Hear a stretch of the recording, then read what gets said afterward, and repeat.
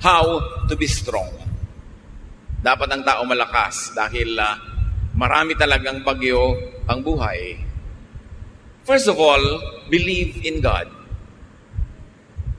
Faith in God, faith in God's justice and grace, faith in God's goodness, and in God's love strengthens people more than anything else could. Pag ang tao ay may pananalig, may pagtitiwala, napakalaking lakas ang ibinibigay noon sa kanya. Isaiah 41:10, "Don't be afraid, I am with you. Don't tremble with fear, I am your God. I will make you strong as I protect you with my arm and give you victories." Maraming turo ang Panginoon sa Old Testament, maging sa New, na laging ang tema ay huwag kang matakot, huwag kang panghinaan ng loob, maging matatag ka dahil ako ang iyong Diyos at alam ko ang nangyayari sa iyong buhay.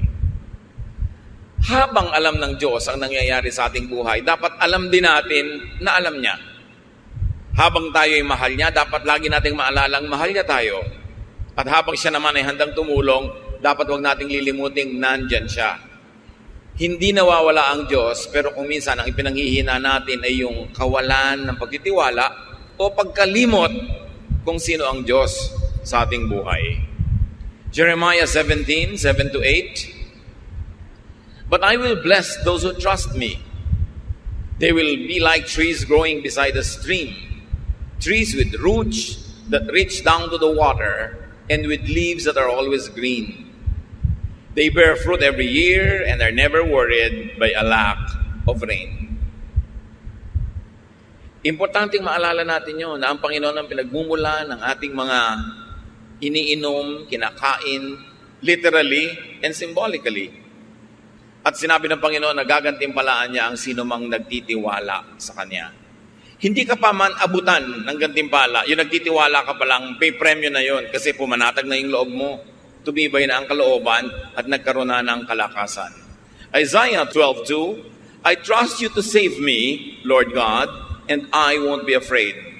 My power and my strength come from you, and you have saved me." Marami ng past tense na salvation ang Diyos. God has saved us in many ways. Why will He not save us again? Kaya importante na maalala natin yung katangian niya, yung pagmamahal niya, at yung kanyang laging pag-aaruga sa atin. Be strong, be optimistic. Dapat positive ang pananaw. Pwede mong diliman ang iyong paningin, pero pwede mo namang liwanagan. Pwede mong palungkotin ang sarili, pero pwede mo rin pasayahin. Pwede mong pahinain ang iyong loob, at pwede mo rin palakasin. Nasa sayo. A positive, believing worldview strengthens people. Kahit po sa mga pag-aaral sa mga ospital, yung mga pasyente na may religious belief, lalo yung may strong spiritual conviction, mas mabilis sila na mag-respond sa medication. Mas tinatabalan sila ng gamot at ng therapy, at ayon sa pag-aaral, mas mabilis silang gumaling. Napakahalaga na pati ngayon ang siyensya ng medisina ay nagpapatotoo na ang pananalig ng tao mayroong kinalaman sa kanyang kalakasan ng katawan. Na pag buo ang kanyang loob, pati ang katawan niya sumusunod. But negative worldviews weaken people. Yung taong laging negative, lagi ang iniisip ay yung masama, yung marumi, yung mahirap, humihina pati ang resistensya ng kanyang katawan at mas dumadali na dapuan siya ng sakit. Psalm 121:1-2, "I look to the hills. Where will I find help? It will come from the Lord, who created the heavens and the earth."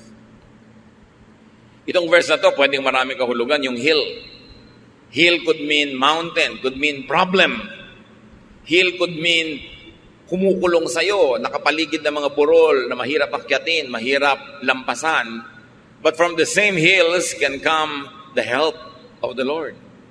So the same trouble that comes to you could be the source of your salvation. The same difficulty could be the source of your strength. The same problem could carry it with its own solution. At tatandaan natin mga kapatid, lahat ng problema may solusyon. Bakit? Kasi pag walang solusyon, hindi yun problema. At pag hindi problema, di huwag problemahin, tanggapin, mahalaga positive ang iyong pananaw. Romans 8:28, we know that God is always at work for the good of everyone who loves Him. Pag ito dinibdib natin, na ang Panginoon ay laging gumagawa sa ikabubuti ng mga nagmamahal sa Kanya, kahit kuminsan sa biglang tingin, ay parang hindi maganda yung nangyayari sa buhay. O kahit tagalan mo pa yung tingin, titigan mo at suriin mo, parang mahirap talaga yung nangyayari. Pero kung ikaw ay umiibig sa Panginoon, may paghuhugutan ka ng lakas. Dahil sabi, pag umiibig ka sa Panginoon, lahat ng pinapayagan niya mangyari sa buhay mo ay sa ikabubuti mo. Hindi lang lagi, malinaw na ikabubuti mo yon. Pero kung may pananalig ka, malalampasan ang paningin mong physical, yung nakikita mong parang hindi maganda. At kahit wala kang pruweba sa iyong isip, sa pananalig mo, napapatunayan mong ikabubuti mo yon, doon pa lang, lalakas ka na, gagaling ka na, o malalampasan mo yung oras ng hirap. Follow people who model strength. Maraming mga tao sa paligid natin na pwedeng gawing huwaran. Ang gagawin yung huwaran sa buhay, yung mga matatatag ang loob. Yung buo ang loob, yung matatapang. Huwag yung mahihina. Pagka ang ating ginawang idolo sa buhay, huwaran, yung mahihina, walang ginawang pangharap sa problema kundi iyak, walang mangyayari sa'yo. Pero kung ang titingnan mo, yung mga strong characters, actually, sila yung madalas panalo. In fact, sa mga soap opera, sa mga drama-dramang kinawiwilihan ng marami, yung mga kontrabida nga ang laging enjoy sa buhay. Sila tong kitatatag ng loob, kititigas ng mga sikmura, pero sila ang nananalo, nakukuha nila yung pera, nakukuha nila yung boyfriend o girlfriend, nakukuha nila yung mana. Ang totoo niya, sa huling episode lang naman sila biglang masusunog o kakainin ng lupa o kaya ay kakagatin ng napakaraming langgam. Pero 55 weeks sa kanilang serye, siya ang panalo. Tapos ang lagi nating iniidolo, yung iyak ng iyak, yung laging talo, yung laging api, yung laging kawawa. Kaya ganun tuloy nangyayari sa buhay ng mga manonood. Dapat tibayan ang loob. At huwag kayong tumanggap ng advice, ng example na hindi nakakabuti kahit mukhang kawawa siya. Hindi mabuti sa tao yung kawawa. Hindi mabuti yung nagpapakawawa. Huwag kang mang-api, pero huwag ka rin pa-api. Psalm 1:1-2, God blesses those people who refuse evil advice and won't follow sinners or join in sneering at God. Instead, the law of the Lord makes them happy, and they think about it day and night. Yung advice, kahit hindi sabihin ng bibig, pero yung example ng mga laging api, laging kawawa, laging mahina ang loob, hindi magandang advice yun. Talo ka dun. Dapat ang tao matibay. Pinatitibay ng karanasan, pinatitibay ng kung sino ang tinititigan at tinutularan. How else do you become strong? Get and have supporters. Sabi nga nila, no man is an island. Hindi naman natin kayang pasanin lahat ng pasanin, lutasin ang lahat ng problema kung nag-iisa tayo. Totoo, kung maraming tao sa paligid mo, nadadamay ka sa problema nila. Pero nadadamay ka lang naman hanggang papayagan mo at hanggang kaya mo. Hindi ka naman kayang ubusin ng problema nila kung hindi ka papayag. Yung iba umiiwas makipagkaibigan, makipag-close friendships kasi ayaw nilang madamay sa mga utang, mga problema ng iba. Pero tandaan nyo, sa inyo naman problema, sa inyong pangangailangan, sa kahit paminsan-minsan lang pero dumadating na oras ng kahinaan, kagipitan, napakahalaga that you have a support system. Napakahalaga na may mga tao sa paligid natin na nagsusuporta sa atin. Pero siyempre, susuportahan ka lang naman kung supportive ka rin sa kanila. Kaya willing ka dapat to invest in human relationships. Yung human relationships, kuminsan abala yan eh. Abalang makipagkwentuhan, abalang makaladgadgat mayaya doon, pumunta sa mga event niya na hindi ka laging interesado. Pero isipin mo na rin na sa ikabubuti mo rin yon. Dahil darating ang panahon, kakailanganin mo ang iyong kapwa-tao. Ecclesiastes 4:9-12, you are better off to have a friend than to be all alone. Because then you will get more enjoyment out of what you earn. If you fall, your friend can help you up. But if you fall without having a friend nearby, you are really in trouble. If you sleep alone, you won't have anyone to keep you warm on a cold night. Someone might be able to beat up one of you, but not both of you. As the saying goes, a rope made from 3 strands of cord is hard to break. Malinaw naman ang mensahe nitong Ecclesiastes. Mas mainam daw na may kasama, may kaibigan, may karamay, may kapartner, merong kang kasama sa iyong buhay. Mas pakikinabangan mo daw ang mga pinaghirapan mo. Siyempre, kung kakain ka, mas masarap na may kasabay kaysa nag-iisa ka. Kahit pa nga ilibre mo siya, may kasabay ka naman. Kaysa hindi ka nga nagastusan, wala ka inilibre, pero mag-isa ka lang kumakain. At pag daw natumba ka, kung may kaibigan ka, may magbabangon sa'yo. Kawawa naman daw yung natutumbang wala man lang magbangon. Talagang malaking problema daw yon. At kung sa mga magiginaw na gabi, nag-iisa ka lang, baka mag-yelo ka, pero kung may katabi ka, your body heat can help each other, and you will survive. Kung nag-iisa ka daw, pwede ka sigurong bugbugin ng isang tao, pero kung dalawa kayo, hindi naman niya kayo kayang bugbugin pareho sa bahay. Ang 3 hibla na itinitirintas at pinagsasama-sama ay higit na matibay kaysa 3 hiwa-hiwalay na hibla ng sinulit. Kailangan itong idiin kasi marami mga tao hindi sila willing to invest in human relationships. They are too engrossed with themselves. They like to have the resources only for themselves. Ayaw nila magbigay, ayaw nila mag-share, ayaw nila maabala. Pero mabuti lang yun habang ang tao ay bata at malakas. Kaya yung yabang nasa kabataan. Kaya mo magyabang, kaya mong manikis ng kapwa, kaya mo mag-isa. Kasi malakas ka pa eh. Pero dumarating ang panahon na humihina ang tao, tumatanda, na nakakatayo ka na lang nakakalakad dahil inaakay ka ng iba. Doon mo ngayon maiisip ang halaga ng magbuting pakikisama at pakikitungo sa kapwa. Dahil sino sa mga inapi mo, hindi mo ginawa ng mabuti ang magiging handa na tumulong sa'yo. Yun nga mga tinulungan mo nun, hindi rin lahat willing tulungan ka. Lalo naman yung hindi mo tinulungan. Kaya dapat ang karunungan dumarating habang kabataan pa lang. Pwede ka magyabang pagbata ka eh. Kayang-kaya mo mag-isa. Pero hindi laging ganon ang buhay. Gusto niyo maging malakas sa oras ng inyong kahinaan? Na wala na talaga kayong lakas? Panghihiram kayo ng lakas ng iba. Kaya kung marami kang tinulungan, marami kang pinahiram, sakali namang di ka makalakad, akayin ka naman ng iba, yung lakas niya ang nagiging lakas mo. Kung di ka makakita, yung pananaw at paningin ng iba ang nagiging paningin mo. Hindi ka makagalaw dahil na-paralyze ka, yung braso, yung kamay ng iba ang gumikilos para sa'yo. In other words, may lakas ka pa rin. Bigay ng iba. Kaya huwag tayo dapat magkukulang sa pagbibigay ng lakas, lalo sa panahon na malakas naman tayo. Hindi naman natin ikamamatay tumulong. At yung lakas na ginamit mo ngayon, hindi mo naman kayang isave. Pag hindi mo na nagamit yun today, wala ka nang paggagamitan noon. Bukas may ibang lakas, ang ibang mga gawain.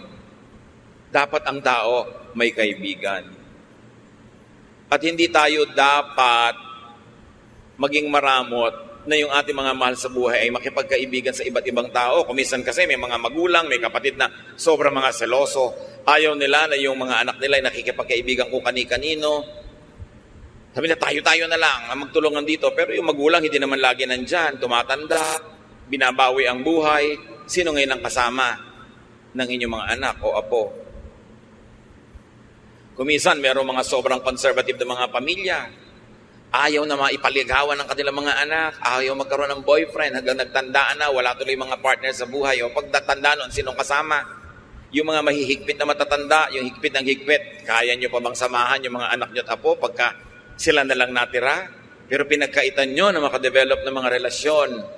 Kaya dapat hindi tayo ganun. Hayaan natin na yung mga tao makadevelop ng mga kasama nila. Hindi naman natin masasamahan habang panahon. Pero darating ang panahon na kailangan nila ng kasama. It's important.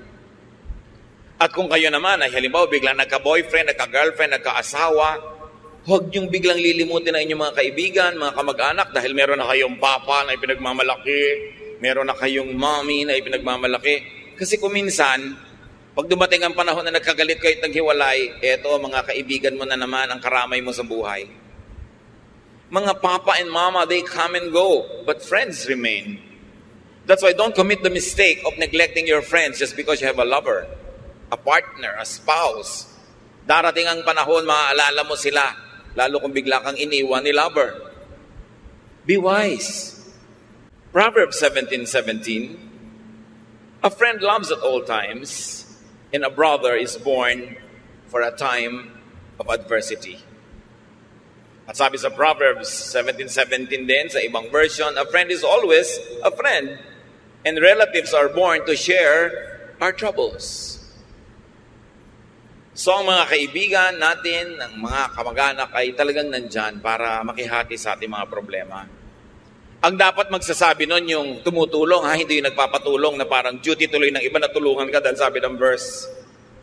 Pero ang nagsasabi nun, tutulungan kita. Gusto kitang tulungan, sabi ng verse, kaya kami kamag-anak, kaya kami kaibigan para tumulong. Pero huwag nyo nasasabi sa kamag-anak nyo, hoy, kamag-anak kita, therefore duty mong tulungan ako. Nawawalan ng motivation ang tutulong pag ganon. Mga kapatid, may isa pang napakahalaga para ang tao maging malakas.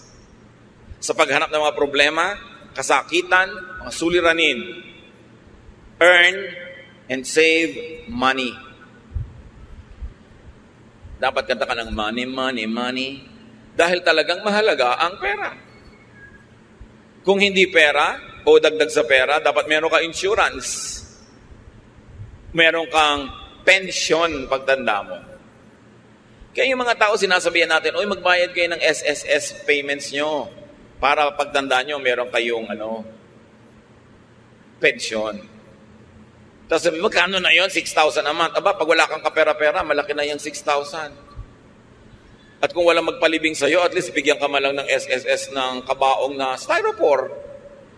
O lawanit na may pakumbakya. Ano naman kung nalalaglag ka pag binuhat yung ataol, at least meron. Kesa wala.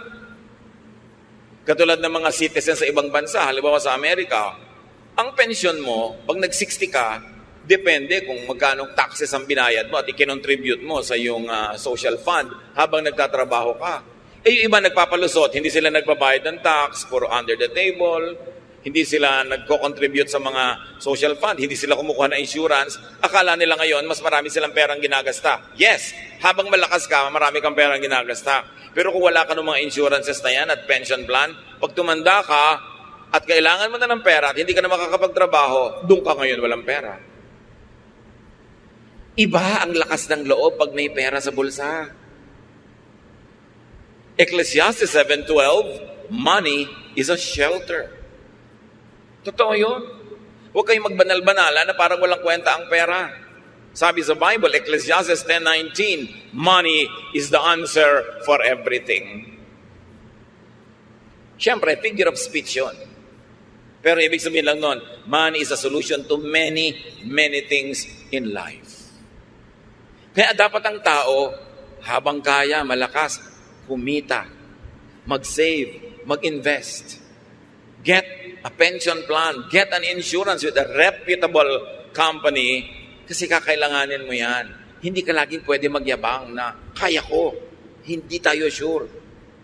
Iba na yung merong itinabi. Tulad ng babae sa Proverbs 31:25, dahil siya masipag, marunong mag-invest, marunong magtrabaho, sabi, she who has money is strong and graceful as well as cheerful about the future. Sabi na ibang version, she is clothed with strength and dignity. She can laugh at the days to come. Why can a person laugh at the days to come pag may pera siya? Pag magpapa-hospital siya, hindi siya nag-aalala. Pagtatawanan lang niya yung ospital. May pera ako. Sige, i-confine ninyo ako sa magandang kwarto. Pero pag wala kang pera, pwede ba dito na lang ako sa koridor? Diba? Pwede ba dito na lang ako sa labas ng ospital? O kaya hindi ka pagaling, ilabas yun ako, mamamatay ako sa presyo. Kung may pera ka, di magpapagamot ka ngayon. Although namamatay ka rin naman kung may pera ka, pero nang mamamatay ka nakangiti. Importante niyan, make and keep receiving material blessings by giving. Isang sikreto na hindi naman dapat sikreto kasi sinasabi naman sa Biblia ito, para makatiyak ka na lagi kang tatanggap sa Panginoon, dapat pala bigay ka sa gawain ng Panginoon at sa mga taong nangangailangan. Proverbs 3:9, honor the Lord by giving Him your money. Malinaw na malinaw. At sa Malakay 3:10-11, walang kamatay ang katuruan. I am the Lord all-powerful, and I challenge you to put me to the test. Bring the entire 10% into the storehouse so that there will be food in my house. Then I will open the windows of heaven and flood you with blessing after blessing. I will also stop locusts from destroying your crops and keeping your vineyards from producing. Ang Diyos nang hahamon. Sabi niya, hinahamon ko kayo. Subukan niyo ako. Huwag kayong mandaya sa inyong mga tithes.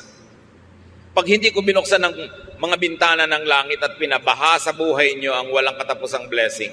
At hindi lang yon, pipigilin ko ang mga salot na kulisap sa paninira na inyong mga tanim. Ipoprotekta ko ang inyong negosyo, ang inyong mga hanap buhay. Ganon.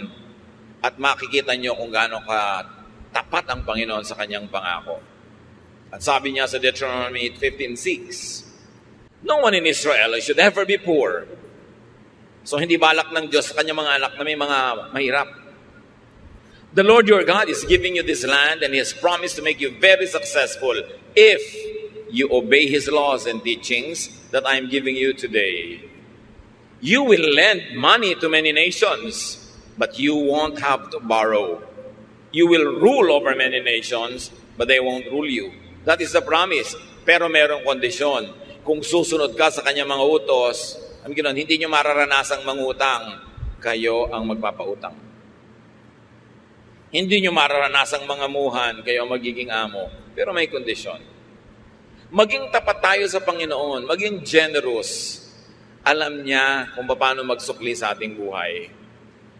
Isa yan na hindi natin naaalala na madalas, na isang napakalaking insurance, savings account, yung ikaw ay giver. Ikaw ay generous, even to people that are not close to you, but who are needy. Bawat bigay mo sa nangangailangan, bawat bigay mo sa gawain ng Panginoon, ang Panginoon na magsusukli. At sa palagay nyo kaya, papayag ang Panginoon na may utang siya sa inyo?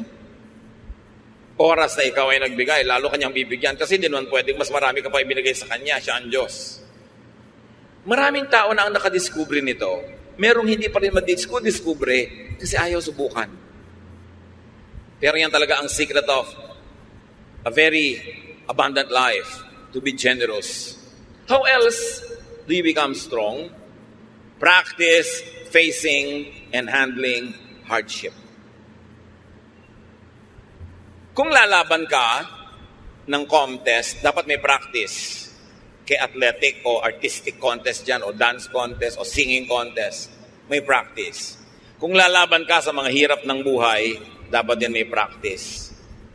Kahit bata pa ang tao, lalo't bata pa nga, mas dapat turuan na humarap sa mga problema. Parents, let us not overprotect our children. May mga assignments sa school, hayaan nyo sila gumawa, huwag nyo igawa para lang tumaas ang grade.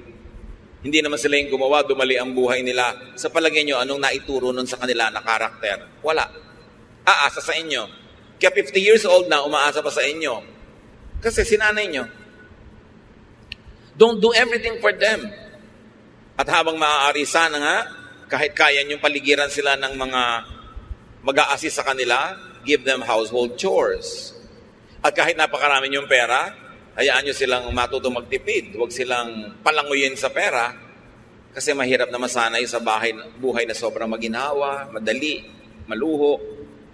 Kasi hindi naman ganoon ang totoong buhay. At hindi naman kayo laging nandyan para sila bigyan nun. At nandyan naman kayo, hindi naman tayo sure na lagi kayong may ibibigay. James 1:2-4, my friends, be glad even if you have a lot of trouble. You know that you learn to endure by having your faith tested. But you must learn to endure everything so that you will be completely mature and not lacking in anything. Pagtiisan daw ang dapat pagtiisan. Pagtiyagaan ang dapat pagtiyagaan para kayo lumago. Walang kulang sa inyong pagkatao, sanay kayo na bumata ng hirap. And as we have said, it's better to practice early. Kaya sabi ni Balagtas sa Florante at Laura, pag-ibig anak ko yaking nakilala, di dapat palakihin ang bata sa saya.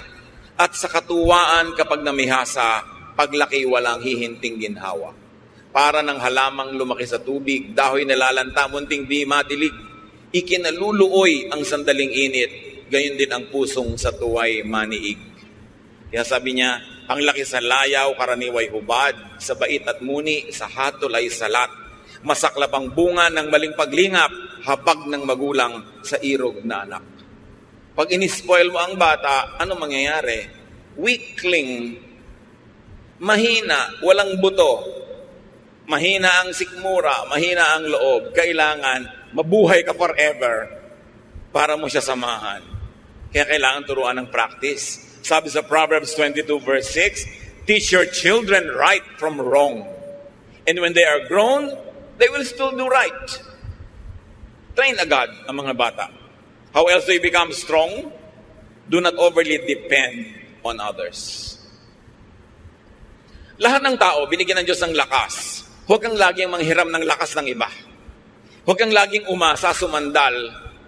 Dapat gamitin mo at pag-practicean mong gamitin ang iyong sariling lakas. Why? Because dependence means weakness. Habang umaasa ka, mahina ka. What happens when you are financially dependent, emotionally dependent, functionally dependent? You are weak. May mga asawa na binubugbog, pinagtataksilan, halos ay lapastanganin na lang ng husband, hindi makahiwa-hiwalay, hindi makabuo ng sariling buhay. Bakit? Walang hanap buhay. Walang sariling income, walang pera, walang savings. Kaya nilululo na lang ang lahat, pinagtitsagaan ang lahat. Pero kung may pera lang yun, matagal nang nawala. You see, iba yung may pera. Kaya pag may mga magpapakasal, lalo mga babae na mukhang palikero pa ang mapapangasawa, ang advice mo agad, iha, magtrabaho ka. Gusto po niya, full-time housewife lang ako. Full-time housewife, pagkatapos kahit anong iba to sa mukha mo, tatanggapin mo dahil wala kang pera. Kailangan may pera ka. O kaya kung siya nagtatrabaho, nasa pangalan mo savings. Para meron ka maipagmalaki. Hindi yung kawawang-kawawa ka dahil isusumbat pa sa'yo. Kita ko lahat yan, pera ko lahat yan. Diba? Pagka ginawa sa'yo ng husband mo yun, singilin mo siya ng lahat ng serbisyo mo. Security guard ka ng bahay, plumber ka ng mga gripo ninyo, diba? Nurse ka ng mga anak, taga-sundo ng mga anak, cook ka ng mga pagkain, labandera ka, at whore ka pa sa kanya. Doon ka malaki sumingil. Diba? Lakihan mo singil. Para hindi akala niya siya lang ang may kita. Pag binayaran nga ang housewife sa bahay, kulang pa yung sweldo ng husband eh. Kasi yabang-yabang pa, kape! Sino pumapalakpak dyan sa likod? Diba? Siguro binubusan nila ng kape yung humihingi. Marami namang husbands, mababait ha. Pero kung minsan, pagka biglang nahumaling kung kanino, nawawala ang bait. Kaya dapat secure kayo, meron kayong sariling income, itaktak nyo sa utak nyo yan. Hindi naman ibig sabihin na may income kayo, ilalayo kayo o hihiwalay, pero mabuti na yung meron kayong choice. Hindi kayo overly dependent. 1 Thessalonians 4:11-12, live in a way that you won't have to depend on anyone. Ganon din naman yung mga magulang eh. Minsan sayang lang, medyo huli na sa iba, pero habang maaga pa, secure yourself. Huwag kayong umasa sa iaabot-abot lang ng mga anak nyo in the future. Dahil kung minsan, ang dalang ng abot. Ang konti. No? Napa-hospital ka ng 7 araw, bibigyan ng pambili ng medical. O eto po, pandagdag. Ha, pandagdag? Ang liit naman yan para ipangdagdag. Pero paano kung umaasa na lang kayo dahil wala kayong isinubi? Be strong. Do not overlove or overneed anyone. Love mo, yes, but do not overly love. Kaya nga sabi ni Lord, unahin mo siyang mahalin kahit hindi iba. Yung world, hindi laging masama, but anything that is really permanent.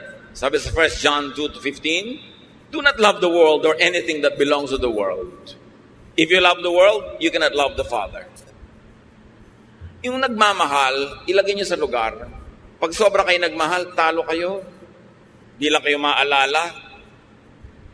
Wala na kayo sa sarili. May mga tao nakatitig sa cellphone nila eh. Talaga nakatitig, abang na may dumating na text.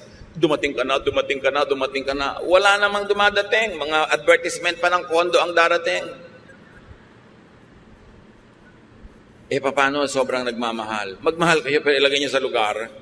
Hindi dapat kawawain ang sarili. Do not be anybody's satellite. No one is as weak as a person who is madly in love. You weaken yourself. Nilululo ng katwiran, nilululo ng pinag-aralan, nilululo ng lahat-lahat. Bago lang matauhan, na-damage na siya. Kaya dapat may ititira ka sa sarili mo. Marunong ka siyempre magmahal because God is love and we have to love. Pero huwag kang magpapakabaliw ng sobra-sobra. Lalo sa hindi naman nababaliw sa'yo. May magtatanong pa sa akin, meron po akong boyfriend pero ramdam ko hindi ako mahal. Ba't ka nagtsatsaga? Bakit? Hindi ka pala mahal. Humahanap ka ng sakit ng katawan. So kailangan magpakatalino ang tao. We were created by God to be healthily independent. Kaya kahit may kakambal ka, pinapanganak ka mag-isa. Mamamatay ka mag-isa. Haharap ka sa Diyos mag-isa. Ibig sabihin, kaya mong harapin ang maraming bagay sa buhay kahit walang kasama. Although, mas masarap kung may kasama. Pero huwag kang magpapadaya sa kasinungalingan na kung wala kang kasama, hindi ka na mabubuhay. Yun ay isang kasinungalingan. Napaka-importante kahit nga sa ina, ang unang-unang nangyayari sa bata pag ipapanganak, malalagot ang pusod.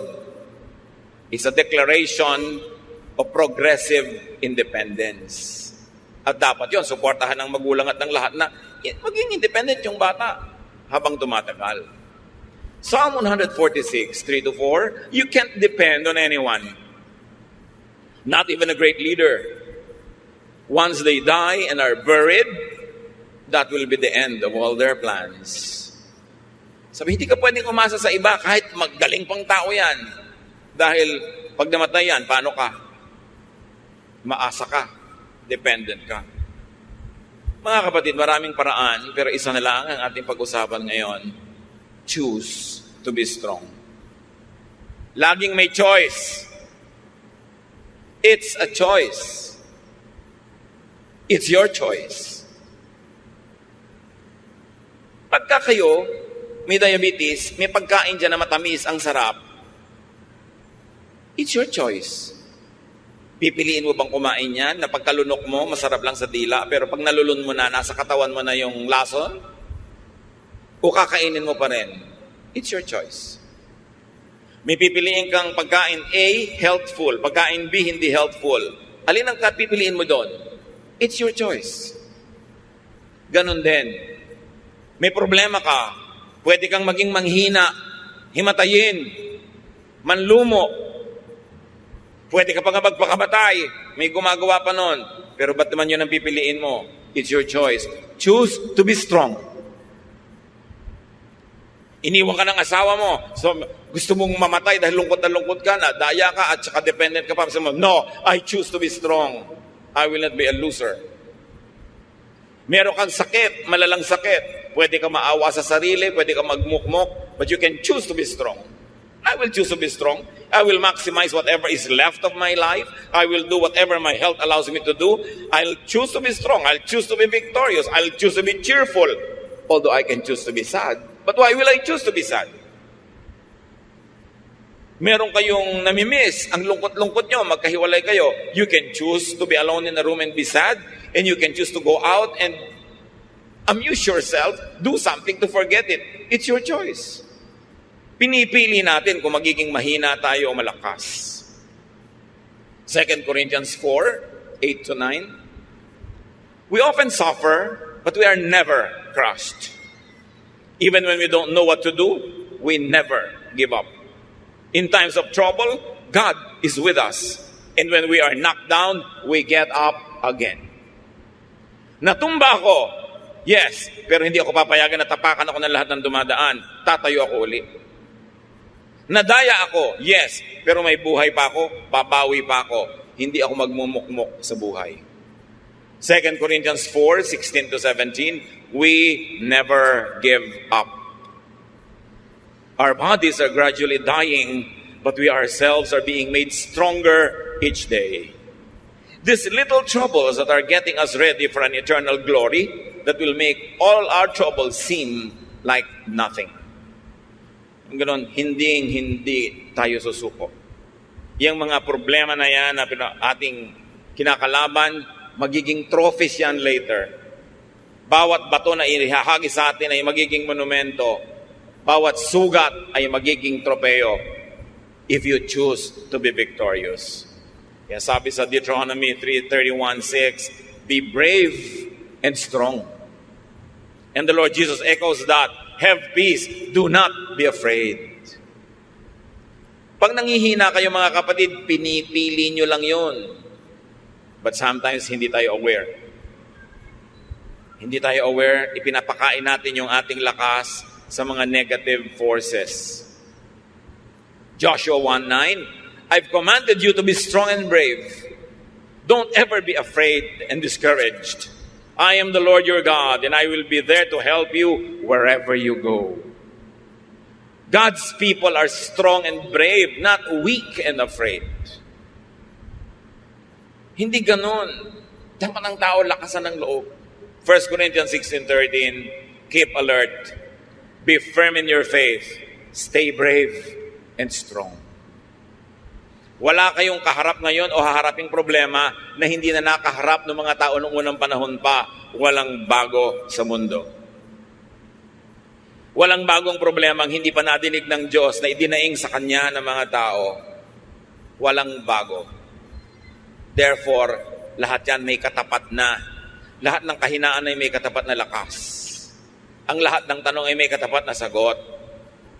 Pusali man ay may katapat na langit, sabi nga ng matatanda.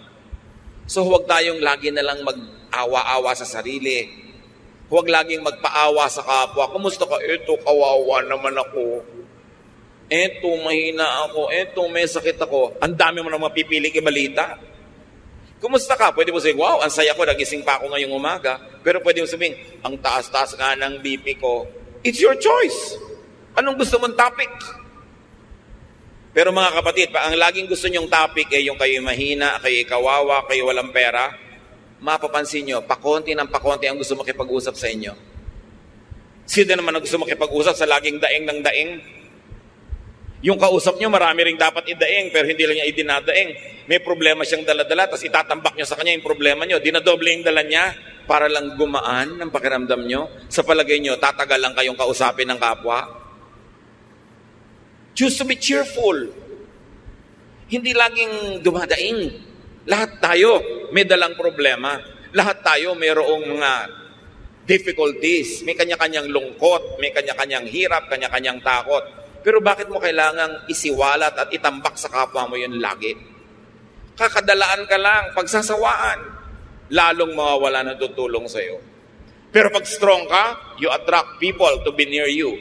And when people are near you, you get helped, even without asking for it. And you can help other people also. Life really could be full of hardship and trouble, but we are not without a helper. John 16:33, Jesus speaks. I have told you this, so that you might have peace in your hearts because of me. While you are in the world, you will have to suffer. But cheer up. I have defeated the world. Sabi ni Lord, walang bago sa mga sinusumbong mo. Kasama ng buhay yan. May pagdurusa, may paghihirap. Pero huwag kang mahinaan ng loob. Lakasan mo ang loob mo kasi nagapi ko na ang lahat ng yan. Napagtagumpayan ko na yan. Stay with me because I am with you. The Lord is victorious over suffering. Seek the Lord. sa Kanya tayo lalapit. Take shelter in the Lord. Receive strength from the Lord, from others, and even from within yourself. At napakahalaga mga kapatid, because we are cognizant that many people are suffering, strengthen others. Kahit kayo may dala, may hirap, merong mas malala ang kalagayan sa inyo, mag-minister pa rin tayo, maglingkod, strengthen them. And do not make people weak by solving all their problems for them, by making them over-dependent on you, because that, in the long run, will not be helpful. We are full of troubles, but we are not without help. God is our present, ever-present help in times of trouble. Don't you ever forget that. Panginoon, salamat dahil kayo ang aming pwedeng takbuhan, lapitan, at higit pa sa sapat ang pwede nyo ibigay na pagpapaala sa amin. Lahat ng mga tao, Panginoon, ay may kanya-kanyang dala, problema, takot, pangangailangan. Ang ituro nyo sa amin, kayo ang solusyon sa mga ito. At meron din kami sa aming personal at practical na buhay na pwedeng gawin para pagaanin ng mga suliranin at palakasin namin mga sarili. Patuloy nyo kaming paalalahanan ng mga katotohanan ito nang huwag kaming madaya ng hirap para kami manghina at para kami, Panginoon, sumuko. Palakasin nyo ang inyong mga anak sa iyong ikaluluwalhati at sa kabubuti ng aming buhay. Pagbulay-bulayan natin, mga kapatid, ang kahulugan ng mga ito sa ating buhay.